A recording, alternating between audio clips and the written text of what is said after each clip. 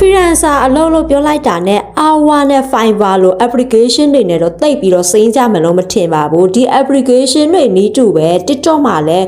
အလုပ်တွေရှာလို့ရတဲ့နေရာတခုရှိနေပြီဖြစ်ပါတယ်ဒီနေရာကတော့ creator marketplace ပဲဖြစ်ပါတယ် creator marketplace ပွတ်သွားပြီးသူတွေကဒီကနေပြီးတော့အလုပ်တွေရှာနိုင်မှာပဲဖြစ်ပါတယ် Hour တို့ Fiverr တို့နေတူဒီ TikTok မှာလည်းကိုလို့ချင်တဲ့အလုပ်ကိုသွားပြီးတော့ apply တင်ရမှာပဲဖြစ်ပါတယ်ဘယ်နေရာလဲဆိုရင်ဒီရဲ့ creator marketplace လေးပဲဖြစ်ပါတယ်ဒါကိုတစ်ချက်နှိပ်လိုက်ပါမယ်တကယ်လို့ကို join လို့ရသွားပြီဆိုရင်ဒါကတော့ကျမရဲ့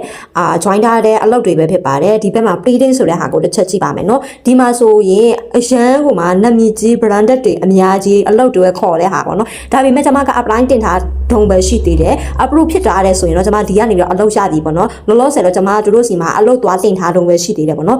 အလုပ်ရတယ်ဆိုရင်တော့ကျမတို့လုံးဝ amazing ပဲပေါ့နော်